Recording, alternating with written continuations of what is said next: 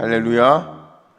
우리 한번 요거 한번 해볼까요? 제가 앞에 부분 하면 여러분들이 답은 주 예수밖에 없는 거예요. 제가 물어볼게요. 위로하고 힘 주시리, 귀한 열매 주시느니, 의지하고 따라가리, 나의 생명 나의 기쁨. 이게 우리의 믿음의 고백인 줄로 믿습니다. 이 시간 말씀을 받습니다. 이 복된 시간에 주시는 우리 하나님의 말씀은 우리 사무엘상 8장 10절부터 마지막 22절까지의 말씀입니다.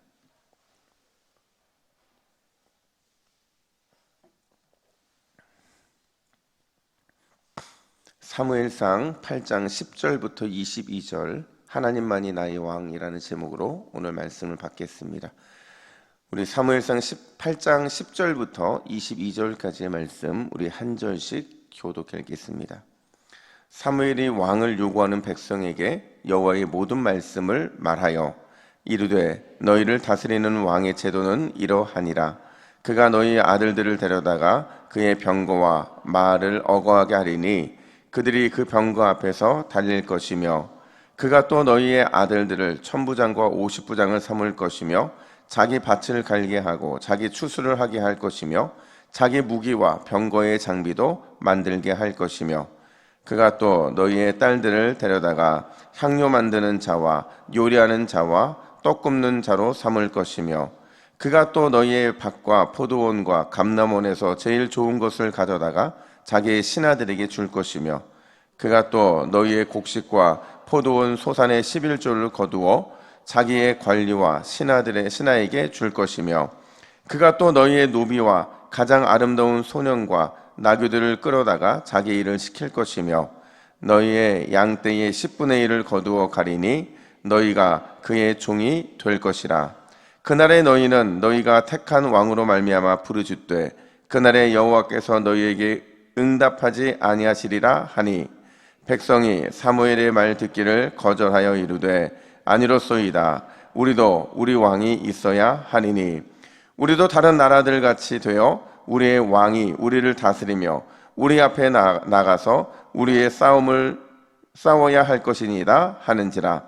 사무엘이 백성의 말을 다 듣고 여호와께 아뢰되, 함께 읽습니다. 여호와께서 사무엘에게 이르시되 그들의 말을 들어 왕을 세우라 하시니 사무엘이 이스라엘 사람들에게 이르되 너희는 각기 성읍으로 돌아가라 하니라. 아멘. 여러분, 열등감이라는 걸 아마 잘 아실 겁니다. 자신을 남보다 못하고 아니면 무가치하다고 낮춰서 평가하는 것, 이게 바로 열등감이라고 말을 하는데요. 어떤 조사를 보니까, 그러니까 우리가 살아가고 있는 이 세상에서 과연 사람들 중에서 어느 정도의 퍼센트가 열등감에 사로잡혀 지내느냐, 몇 퍼센트 정도 될 것 같아요? 95%가 열등감에 사로잡혀 산다고 해요. 그러니까 95%라는 것은요, 거의 대부분의 사람들이 다 열등감의 영향하에 있다는 걸 말해주고 있는 거죠. 그럼 왜 사람들은 이렇게 열등감에 사로잡혀 살아가느냐? 기준이 잘못됐다는 거예요. 잘못된 가치 기준 때문에 그들은 결국에는 이 기준 때문에 나와 다른 사람들을 비교하게 되고 이 열등감에 사로잡혀서 헤어나오지 못하고 살아가고 있다는 거죠. 오늘 본문의 이스라엘 백성들이 그랬어요. 얼마나 그들이 심각한 열등감에 사로잡혀 있는지, 사실 그들에게는 필요 없는데 그들이 어제부터 끊임없이 계속 말하고 있는 게 뭐예요? 우리에게도 뭐를 세워달라고요? 왕을 세워달라 말을 하고 있는 거죠. 그러면서 왕이 필요한 이유를 뭐라고 말하냐? 오늘 본문에도 반복이 되는데 우리도 다른 나라와 같이 이렇게 말하고 있는 거예요. 그러니까 다른 나라와 우리나라를 비교했다는 거죠. 그러니까 이런 잘못된 가치 기준에 빠져 있다 보니까 결국에는 왕이라는 필요하지도 않은 것을 그들이 요구를 하고 있다는 거예요. 여러분 생각해 보세요. 분명히 이스라엘 백성들에게는 최고의 왕이 있어요. 세상에 그 어떤 왕과도 비교할 수 없는 완벽한 왕이 계시잖아요. 그분이 누구예요? 그렇죠. 만군의 여호와 하나님, 그분이 이스라엘 백성들의 최고의 왕이고 완벽한 왕이라고 할 수 있어요. 그런데도 영적인 열등감에 사로잡혀 있다 보니까 내 손 안에 있는 왕은 보지 못하고 내 손 밖에 있는 왕을 그들은 기대하더라는 거예요. 오늘 본문도 그 이야기가 계속 진행이 되는데 결론적으로 말해서 이스라엘 백성들의 마음에는 변함이 없어요. 무조건 왕이 있어야 된다 이렇게 말을 하는데 심지어 사무엘을 통해서요, 오늘 보면 그가 또 이러면서 앞으로 왕이 세워지면 너희가 어떠한 일을 당하게 될지에 대해서 경고했음에도 불구하고 마음을 바꾸지 않아요. 심지어 얼마나 완고한 마음으로 귀를 닫아버리느냐. 우리 19절 말씀을 같이 한번 읽어볼까요? 19절입니다. 시작. 백성이 사무엘의 말 듣기를 거절하여 이르되 아니로소이다. 우리도 우리 왕이 있어야 하리니. 여러분, 오늘 본문은요, 바로 백성들의 이 마음에 근거해서 하나님의 백성들이 하나님의 통치를 받으면서 가져야 될 두 가지의 마음이 있다는 걸 우리에게 보여줘요. 그게 뭐냐? 첫 번째로, 여러분, 하나님이 우리의 왕이 되지 않으시잖아요. 그러면 그 순간부터 우리는 반드시 다른 것에 노예가 될 수밖에 없다라는 거예요. 하나님이 우리의 왕이 되어주시면, 그분의 통치를 받으면 그럴 일이 없는데, 하나님이 왕이 되지 않으시면 우리는 항상 우리가 왕으로 세우고자 하는 것에 노예가 될 수밖에 없다라는 거예요. 제가 앞에도 말씀드렸지만 오늘 보면 11절부터 17절은요, 왕의 제도가 가져오게 될 폐해에 대해서 말씀하시거든요. 사무엘은 앞으로 왕의 제도가 생겨나면 백성들이 어떤 고통을 받게 될 것인지를 아주 상세하게 설명을 하는데, 요약하면 이렇습니다. 남자들은요, 군역과 부역의 의무를 받게 돼요. 여자들은 궁녀로 착출되거나 아니면 원치 않는 일들을 하게 됩니다. 또 온 백성들이요, 왕을 위해서 이런저런 의무를 다해야 되는, 내가 원하지 않아도 의무를 다해야 되는 그런 상황들을 맞이하게 된다는 거예요. 그 결론이 뭐냐? 18절 상반절 보니까 18절 상반절에 뭐라고 말하냐면, 그날에 너희는 너희가 택한 왕으로 말미암아 뭐 한대요? 부르짖는다 이렇게 말을 해요. 결국 왕의 노예로 전락한 자신들의 처지를 이게 한탄하면서 후회하게 될 것이다. 주님은 그렇게 말씀을 하세요. 여러분, 생각해 보면요, 하나님이 이스라엘의 왕이 되실 때, 그리고 인간이 이스라엘의 왕이 될 때 엄청난 차이가 있습니다. 여러분, 하나님이 왕이 되실 때는요, 우리에게는 어떤 의무만 있는 줄 아세요? 영적인 의무만 있어요. 하나님은 우리에게 영적인 의무만 요구하신다는 거죠. 하나님을 열심히 섬기고, 하나님을 열심히 예배하고, 하나님의 영광을 위해 살아가고, 하나님만을 위해 헌신하고, 그거면 우리 하나님은 더 이상 원하시는 게 없어요. 그것을 끝이라는 거죠. 예를 들어 제사를 보세요. 여러분, 제사를 드릴 때 죄의 이 속죄와 관련된 제사가 아니면 보통 하나님께 제물을 바치면 그 제물의 어느 부분만 하나님이 받으시는 줄 아세요?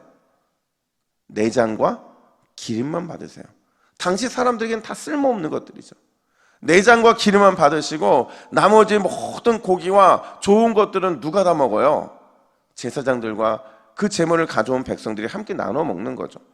이렇게 하나님은 철저하게 자기 백성들을 위해 일하시고, 언약 백성 우리들은 영적인 의무만 지면 되는 게 하나님이 왕이 될 때의 모습이죠. 근데 반면에 인간의 왕이 되면요, 인간 왕은요, 무수한 의무를 자기 백성에게 지웁니다. 앞서 살펴본 것처럼 원치 않는 일들을 해야 되고, 때로는 과도한 의무 때문에 고통스러워할 수밖에 없는 게 인간의 왕이 될 때라는 거예요. 이렇게 하나님이 왕이 되지 않을 때 우리의 삶의 결론은 뭐냐? 고통이라는 것을 말씀하신 거죠. 여러분, 하나님이 우리의 왕이 되시면 우리는 왕이 되시는 그것만으로 충분함을 느껴야 되는 줄로 믿습니다. 이미 우리가 하나님 앞에 누리고 있는 하나님의 왕 되심을 우리는 늘 기뻐할 수 있어야 돼요. 그리고 그것을 기뻐하는 우리의 모습을 통해 하나님은 그 모습이 결국에는 하나님께 진정한 영광이 된다는 사실을 우리는 잊으면 안 되는 거죠. 여러분, 오늘 이 새벽에 그 무엇과도 비교할 수 없는 그 하나님, 그분이 우리를 통치하고 계신다는 사실을 기뻐하시기를 간절히 축복합니다. 여러분의 왕이 되어 주셔서 가장 좋은 것, 가장 선한 것들로 우리를 채워주시는 그 왕이 계심을 즐거워할 때 우리 안에 삶의 고통은 사라지고 주님 주시는 은혜와 복이 늘 충만하게 임할 줄로 믿습니다. 그게 오늘 기도하는 우리의 첫 번째 마음이에요.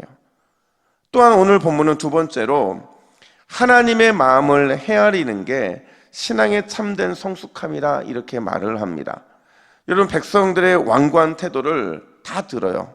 그리고는 사무엘이 모든 걸 여호와께 아릅니다. 그때 여호와 하나님의 반응이 굉장히 쿨해요. 다 받아들이는 것처럼 그렇게 여기시죠. 22절 말씀 한번 볼까요? 우리 22절 말씀 같이 읽습니다. 시작. 여호와께서 사무엘에게 이르시되 그들의 말을 들어 왕을 세우라 하시니 사무엘이 이스라엘 사람들에게 이르되 너희는 각기 성읍으로 돌아가라 하니라. 아멘. 여러분, 자기 성읍으로 돌아가는 백성들의 마음이 어땠을까요? 한번 상상해 보세요. 왕을 요구했어요. 사무엘이 설명했지만 받아들이지 않았어요. 그런데 너무도 신기하게 하나님은 쿨하게 모든 걸 받아들이세요.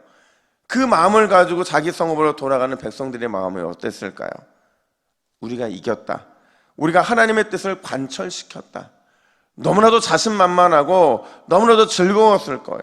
근데 반대로 지금 22절 말씀을 선포하시는 우리 하나님의 마음은 어땠을까요? 중심을 꿰뚫어 보시는 하나님, 앞으로 일어날 모든 일들을 다 알고 계신 하나님의 마음은 어떠했느냐 하는 거죠. 너무도 안타까웠겠죠. 불 속으로 들어가고 있는 이스라엘 백성들을 보면서 너무나 불쌍히 여겼을 겁니다. 뻔한 일이잖아요. 앞으로 얼마나 심각한 문제가 왕 때문에 발생하게 될지 우리 주님은 이미 다 아셨기 때문이라는 거예요. 그럼에도 불구하고 정말 놀라운 건 뭐냐면요, 여러분, 우리 하나님은 다 아시는데 일부러 져주시면서도 그러면서도 항상 최선으로 다음의 길들을 준비해 주시는 하나님이시더라는 거예요. 다윗과 같은 좋은 왕을 예배해 주시고, 왕이 다른 길로 가지 아니하도록 좋은 선지자를 예배해 주시고, 좋은 제사장, 좋은 멘토들을 예배해 주심으로 그들을 향한 최선의 사랑을 늘 준비해 주시는 분이 이게 우리 하나님이시고 우리를 사랑하시는 하나님의 마음이라는 거예요. 여러분, 중요한 것은 우리가 그 하나님의 마음을 좀 알아야 된다는 거예요. 특별히 기도하는 하나님의 자녀들은요, 하나님의 마음을 먼저 알고 헤아릴 때 그게 우리의 기도자의 가장 중요한 사명이라는 거예요. 제가 이런 간증을 들은 적이 있어요. 제목이 이제야 하나님의 사랑을 알았습니다 라는 거거든요.